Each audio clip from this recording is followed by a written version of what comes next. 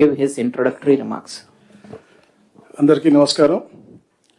మన ప్రభుత్వం వచ్చిన తర్వాత ఇది 7వ కలెక్టర్ కాన్ఫరెన్స్. ఇది ముఖ్యంగా ఏదైతే గత ఆర్థిక సంవత్సరం పూరించిన తర్వాత మనం జరిగినటువంటి పురోగతి గురించి మాట్లాడుకోవడం కోసం, మన రాబోయే రోజుల్లో చేయవలసిన కార్యాచరణ కోసం దిశాన్ని తీసుకోవడం కోసం ఏర్పాటు చేసినటువంటి కాన్ఫరెన్స్. మన ముఖ్య అతిథిగా వచ్చేటువంటి వ్యక్తి వారి యొక్క దార్శనికతతో రాష్ట్ర పారిశ్రామిక రంగాన్ని పరుగులు తీయించి ప్రతిష్టాత్మకమైనటువంటి, అంటే రివార్డులు అవార్డులు వారికి కొత్త కాదు, అయినప్పటికీ కూడా ఈ business reformer of the year అనేది, ఎందుకంటే విధ్వంసం నుంచి వికాసం వైపు తీసుకెళ్తున్న తరుణంలో ఆ కీర్తిని వ్యవస్థలోని ప్రతి ఒక్కరికి కూడా పంచివ్వటం, గౌరవ ముఖ్యమంత్రి గారి యొక్క ఉన్నత వ్యక్తిత్వానికి మరియు నిరాడంబరకు అది నిలువుటద్దం అని చెప్పేసి కూడా నేను తెలియజేస్తా ఉన్నాను. ఈ అవార్డు ఆయనకి వరించడం మన రాష్ట్రానికి గర్వకారణం. ఈ సందర్భంగా మనందరి తరపున ముఖ్యమంత్రి గారికి శుభాకాంక్షలు తెలియజేస్తూ మీ అందరికీ కూడా ఈ యొక్క సదస్సుకు స్వాగతం పలుకుతా ఉన్నాను. అలాగే ముఖ్యంగా తండ్రి దగ్గర తనయుడుగా వారి యొక్క అడుగుజాలు నడుస్తూ ప్రపంచ స్థాయి సంస్థలను రాష్ట్రానికి రప్పించి భారీగా పెట్టుబడులను ఆకర్షిస్తూ తండ్రికి వారి యొక్క ఆదర్శవంతంగా అన్నింటి కూడా నిరూపించుకున్నటువంటి మన యువ నాయకులు మన నారా లోకేష్ గారు, వారి అసాధారణ వినయంతో అందరి మనసులు గెలుచుకుంటున్నటువంటి వ్యక్తి. ఎందుకంటే నిన్ననే కరెక్ట్గా ఇదే సమయానికి మేము శ్రీ సిటీలో $50 బిలియన్ కంపెనీ ఏదైతే ఉందో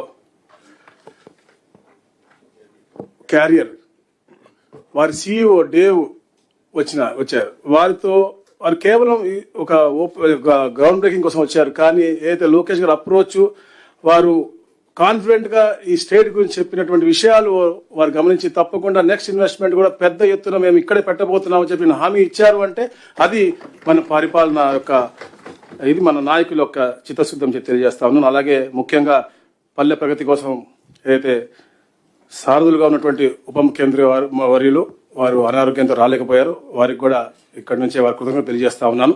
ఎందుకంటే ఈ ప్రభుత్వం ఇంత సుభిక్షంగా నడుస్తూ ఉంది అంటే అందరి సహకారం, కూటమి యొక్క సహకారంతో నడుస్తూ ఉంది. అందరికి కూడా నమస్కారం తెలియజేసుకుంటూ, నా సహచార మంత్రివర్యులు అలాగే ప్రధాన కార్యదర్శిగా సాయి ప్రసాద్ గారికి, CCLA శ్రీమతి జయలక్ష్మి గారికి, DGP హరీష్ కుమార్ గుప్తా గారికి, అలాగే అన్ని శాఖల అధిపతులకు, వివిధ జిల్లాల కలెక్టర్లకు, ఎస్పీలకు అందరికీ కూడా స్వాగతం పలుకుతా ఉన్నాం. మనం దగ్గర 2 సంవత్సరాలు పూర్తవుతా ఉంది. ఏదైతే గత విధ్వంసం నుంచి మనం చెప్పినట్టుగా వికాసం వైపు వస్తా ఉన్నాం, దాంట్లో భాగంగా 23 నెలల్లో దాదాపుగా 11 లక్షల కోట్ల రూపాయల పెట్టుబడులు, అలాగే 10 లక్షల ఉద్యోగ అవకాశాలు కల్పిస్తాను. అంటే ఇదంతగా సమిష్టిగా మనందరం కూడా కృషి చేసినటువంటి విషయానికి మనం గుర్తు చేస్తా ఉన్నాను. ఎన్ని ఆర్థిక ఇబ్బందులు ఉన్నప్పటికీ కూడా అన్ని పథకాలు కూడా క్షేత్రస్థాయిలో మనందరం కూడా కలిసికట్టుగా అమలు చేస్తాను. అలాగే సంక్షేమాన్ని కూడా ప్రజల అంగిట్లోకి మనం తీసుకెళ్తున్న పరిస్థితి. అలాగే రెవెన్యూ శాఖలో ఎన్నో సంస్కరణలు తీసుకొస్తా ఉన్నాం. భూ రికార్డులన్నీ కూడా తారుమారు చేయడానికి ఎటువంటి ఆస్కారం లేకుండా ప్రతి దశలోనూ భూ యజమానికి EKYC సదుపాయం కల్పిస్తా ఉన్నాం. పట్టా భూములు, అలాగే 1B అడంగళ్ళు ఆన్లైన్లో భూ యజమానులే సొంతంగా లాక్ చేసుకునే విధంగా సంస్కరణ తీసుకొచ్చాం. వీరి అనుమతి లేకుండా ఏ అధికారి కూడా మ్యూటేషన్లు చేసే విధంగా కానీ, రిజిస్ట్రేషన్ చేసే విధంగా కానీ ఎక్కడ కూడా అవకాశం లేకుండా, ఏదన్నా జరిగితే వారికి మెసేజ్ రూపాన వెళ్లే విధంగా ఈ కార్యక్రమాన్ని చేస్తా ఉన్నాం. కొత్త పాస్బుక్లు కూడా గౌరవ ముఖ్యమంత్రి గారు ప్రతి నెల మొదటి వారంలో 2 నుంచి 9 దాకా పెద్ద కార్యక్రమాన్ని చేపట్టి పాస్బుక్లు ఎక్కడ కూడా ఇబ్బందులు లేకుండా EKYC తీసుకుని మరి వారికి డ్రాఫ్ట్ పాస్బుక్ ముందే ఇచ్చి ఇవన్నీ అందేసే విధానాన్ని మనకి చెప్పారు. అది పూర్తిగా అమలు చేస్తా ఉన్నాం. మీ అందరికీ కూడా దానికి శుభాకాంక్షలు తెలియజేస్తా ఉన్నాను. పేదలకు అసైన్ చేసిన ఇళ్ల పట్టాలు గతంలో 10 ఏళ్ళు ఉన్నది, అది ఇప్పుడు 2 ఏళ్లకి చేసే విధంగా కూడా మేము కార్యాచరణ చేస్తా ఉన్నాం. దీనివల్ల పేదలకు ఎంతో తోడ్పాటుగా ఉంటుందని చెప్పేసి కూడా మేము తెలియజేస్తాను. అలాగే అయితే పట్టణ గరిష్ట భూ పరిమితి చట్టం ఉందో దాన్ని సవరించే విధంగా, అంటే క్రమబద్ధీకరణ చేసే విధంగా డిసెంబర్ 31 వరకు పొడిగించాం. గతంలో గవర్నమెంట్ దాకా వచ్చేది ఇప్పుడు CCLA స్థాయిలో అది అంటే మంచిగా స్మూత్గా అయ్యే విధంగా సవరణ కూడా చేయడం జరిగింది.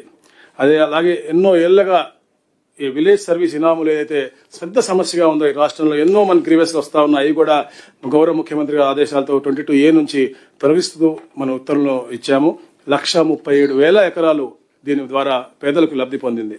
అలాగే షరతుగల పట్ట, ముఖ్యంగా ఈ ప్రాంతంలో కృష్ణా గుంట ప్రాంతంలో ఉన్నటువంటి భూములై దాదాపుగా 33,440 ఎకరాలు ఉంటే దాంట్లో 33,012 ఎకరాలకు నిషేధించే జాబితా నుంచి తొలగించడమైంది. అలాగే చుక్కల భూమి గురించి కూడా ఈ 2-3 రోజుల్లో గౌరవ ముఖ్యమంత్రి గారు డెసిషన్ తీసుకుని పాజిటివ్ అంటే లార్జర్ ఇంట్రెస్ట్ లో మంచి పేదలకు మంచి జరిగే విధంగా దాన్ని కూడా మనం ప్రకటించబోతా ఉన్నాం మార్గదర్శకాలని చెప్పేసి కూడా నేను తెలియజేస్తా ఉన్నాను. మనం తప్పుడు పత్రాలతో ఏదైనా రిజిస్ట్రేషన్ జరిగితే కలెక్టర్లకే మనకి అధికారులు ఇచ్చే విధంగా, ఏదైతే తప్పుడు రిజిస్ట్రేషన్ జరిగినాయో రద్దు చేసే విధంగా కూడా మనం ఉత్తర్వులు ఇచ్చాం. అవి కూడా మీ అందరూ కూడా శ్రద్ధగా, అంటే ఎక్కడ కూడా తప్పిదాలు జరగకుండా చూసుకోవాల్సిన బాధ్యత మీ అందరికీ ఉందని చెప్పేసి కూడా మరొకసారి గుర్తు చేస్తా ఉన్నాను. ముఖ్యంగా సిటిజన్ ఫ్రెండ్లీ శాఖగా రిజిస్ట్రేషన్ డిపార్ట్మెంట్ చేయాలి అని చెప్పే తమతో దీంట్లో భాగంగా స్లాట్ బుకింగ్ మొదలుపెట్టాం. అలాగే త్వరగా మన రాష్ట్రం అంతటా కూడా ఏదైతే ఎస్టమైల్ జిల్లాలు ఉన్నాయి అన్నింటిలో కూడా మనం ఈ రిజిస్ట్రేషన్ సేవా కేంద్రాలను కూడా ఏర్పాటు చేయాలని చెప్పేసి మనం ప్రవేశపెడతా ఉన్నాం. అలాగే రెవెన్యూ సర్వీసెస్, రిజిస్ట్రేషన్ సర్వీస్ అన్ని కూడా పూర్తిగా ఇంటిగ్రేట్ చేస్తూ ఒకటే ప్లాట్ఫామ్ మీద తీసుకురాబోతా ఉన్నాం. ట్యాంపర్ చేయకుండా, వీలు లేకుండా ఉండే విధంగా బ్లాక్ చైన్ టెక్నాలజీతో శాశ్వత డిజిటల్. ఎందుకంటే గతంలో మనం చూస్తా ఉన్నాం, ఈరోజు ఎక్కువ గ్రీవెన్స్ వచ్చేది మన కింద స్థాయి అధికారులు ఫైల్ పోయింది అని చెప్పేసి వాళ్ళ దగ్గర ఏమో ఏదైతే పిటిషనర్స్ ఉన్నారో వాళ్ళ దగ్గర చాలా మందిగా ప్రూఫ్స్ ఉన్నటువంటి పరిస్థితి. ఇలాంటి పరిస్థితులు మళ్ళా రాబోయే రోజులు రాకుండా ఉండే విధంగా డిజిటలైజేషన్ అనేది పూర్తిగా 100% చేయాల్సిన బాధ్యత మనందరికీ ఉంది. ఆ ప్రక్రియని అందరూ కూడా పర్యవేక్షించాలని చెప్పేసి కూడా కోరుతా ఉన్నాం. అలాగే ప్రభుత్వం ప్రతిష్టాత్మకం తీసుకున్నటువంటి రీసర్వే 2.0 కూడా గౌరవ ముఖ్యమంత్రి గారు మార్చ్ 2027 డెడ్ లైన్ ఇచ్చారు. పూర్తిగా అందరూ కూడా క్షేత్రస్థాయిలో ఎక్కడ కూడా ఇబ్బందులు లేకుండా సకాలంలో పూర్తి చేయాలని చెప్పేసి కూడా ఎప్పటికప్పుడు మనం పర్యవేక్షించుకుందాం అని చెప్పేసి కూడా తెలియజేసుకుంటాం.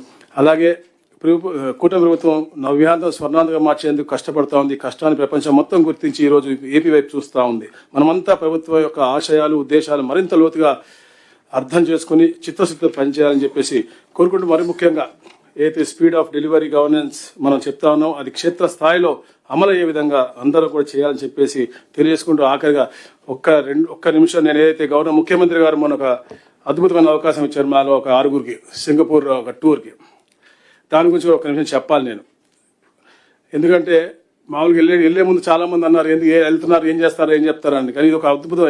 I gone to Singapore n number of times, but ఇంత ఎడ్యుకేటివ్ గా ఉంటుందని ఇప్పుడు ఎక్స్పెక్ట్ చేయలేదు. నేను అక్కడికి వెళ్ళి చదివిన 7 రోజుల్లో ఆ స్కూల్లో కూర్చుని కూర్చుని అటు కూర్చునేవాడిని, మీతో కూర్చునేవాడిని. అంత ఎగ్జైటింగ్, అంత పాజిటివ్ గా జరిగినటువంటి టూర్ అది.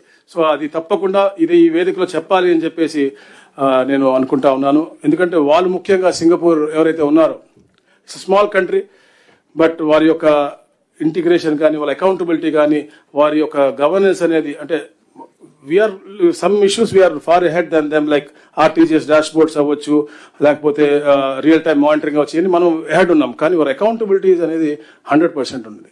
నా మొదటి ఎలక్షన్ నినాదం నేను అంటే అహంకారం, మనం అంటే మమకారం అనేది. అది వాళ్ళ సిటిజన్ సెంట్రిక్ గా వి ఫస్ట్ అనేది ఒక అద్భుతమైనటువంటి ఒక నినాదం తీసుకుని వాళ్ళు ముందుకు వెళ్తున్నారు. ఒక అద్భుతమైన ఎక్స్పీరియన్స్. అలాగే ఎన్నో ఇంజనీరింగ్ మార్వెల్స్ కూడా మేము చూసాం అక్కడ. అలాగే స్కేల్ వర్సెస్ ప్రెసిషన్ కూడా చాలా అద్భుతంగా. మనకి 15,000 పైన మనకి గ్రామ సచివాలయాలు ఉన్నాయి. మనం బ్రహ్మాండంగా చేస్తాను. కానీ ప్రెసిషన్ అండ్ ఇంటిగ్రేషన్ వాళ్ళ దగ్గర అద్భుతంగా ఉంది. అలాగే గవర్నెన్స్ లో ఇన్నోవేషన్స్ కూడా, సైన్స్ లెడ్ ఇన్నోవేషన్స్ చాలా ఉన్నాయి. లైక్ జెనెటికల్లీ మోడిఫైడ్ మస్కిటోస్ ని వాళ్ళు మస్కిటోని ప్రివెంట్ చేయడం కోసం క్రియేట్ చేసి వదిలినటువంటి పరిస్థితి. ఇలాంటి ఇన్నోవేషన్ కూడా మనం చాలా ఎంబెడ్ చేయాల్సిన అవసరం ఉంది. అలాగే speed versus certainty to investors అనమాట. మనం అద్భుతంగా మన పాలసీస్ పెట్టాము, స్పీడ్గా చేస్తాము, ఫాస్టర్ అప్రూవల్స్. నేను చెప్పాను, నేను ఫిబ్రవరిలో మనం క్యారియర్ మనం అగ్రిమెంట్ చేసుకున్నాం. నిన్న ఆపరేషన్ స్టార్ట్ అయినాయి. 14 months from now they start production. అంత స్పీడ్గా చేస్తా ఉన్నాం. కాకపోతే వాళ్ళది సింగపూర్లో చూసింది ఏంటంటే సర్టనిటీ ఉంది, వాళ్ళ భవిష్యత్తు గురించి ఒక నమ్మకం ఉంది. ఆ నమ్మకాన్ని మనం ఇంకా పూర్తిగా కలిగిస్తా ఉన్నాం, ఇంకా పూర్తిగా కలిగించాల్సిన అవసరం. అలాగే యూనిఫైడ్ ప్రాసెస్ ఉంది. అలాగే మొత్తంగా ముఖ్యంగా ఏంటంటే గవర్నెన్స్ లో వాళ్ళ ఒక అందరూ కూడా ఒక టీం వర్క్ అలాగే పనిచేస్తా ఉన్నారు. ఎక్కడ కూడా డిపార్ట్మెంట్ గా సెగ్రిగేషన్ లేదు, టీం వర్క్ గా చేస్తున్నాం. ఆ టీం వర్క్ గా మనం కూడా తప్పకుండా ఇది కూటమి ప్రభుత్వం, కూటమి టీం చంద్రబాబు అద్భుతంగా ఈ రాష్ట్రాన్ని ముందుకు తీసుకెళ్దాం అని చెప్పేసి మనస్ఫూర్తిగా మీ అందరూ కోరుకుంటూ స్వాగతం పలుతా ఉన్నా. Sorry, thank you.